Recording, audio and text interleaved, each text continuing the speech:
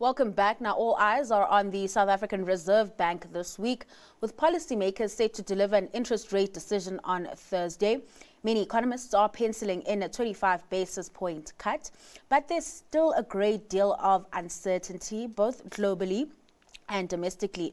Joining us now with her expectations and insights ahead of the meeting is Chief Economist at Investec, Annabel Bishop. Annabel, thanks so much for your time this afternoon. So one of the indicators that points to us actually getting an interest rate cut is inflation, which remains at the lower end of the SARB's 3 to 6% target.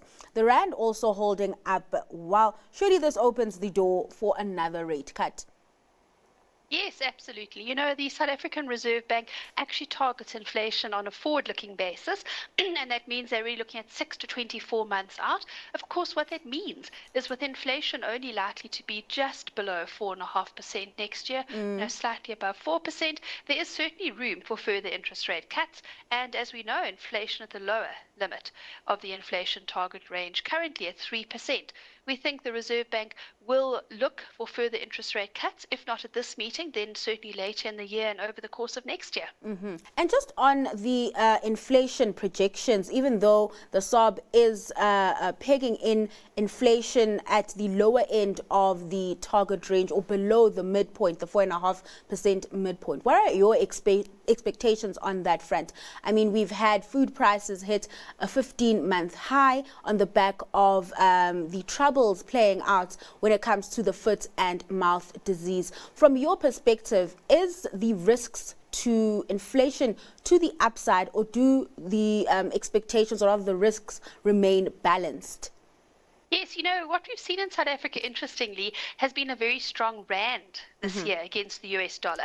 And that's helped us with fuel prices, you know, to the last inflation print, which was for June. The first half of this year has seen the petrol price fall in total, not increase. And of course as well the strong rand against the US dollar, and that's really been on the back of US dollar weakness, has also helped in terms of food prices. And here, you know, looking at the US dollar itself, there obviously was some weakness this year around concerns of what's happening with tariffs. And of course as well the uncertainty around that, the concerns around the outlook for the US economy and its inflation and interest rate outlook. In fact, in the US, the interest rate is not expected to be cut this week, while in South Africa there's a growing expectation that it will be cut. And of course that could place some downwards pressure on the rand. If you look at the rand today, the rand has moved back to around 17.85, and last week it was at 17.50. So there are obviously some concerns around that score. As we approach the 1st of August, there will obviously be increased worries around the trade outlook as well. But overall for South Africa, we think that inflation is going to be fairly moderate. And of course, from that perspective, we don't expect it to go above the 4.5% midpoint of the inflation target range. Now, much depends on whether the South African Reserve Bank is looking to drop the inflation target to 3%. And if that's the case, then when that does finally happen, there could be some pressure around interest rates then.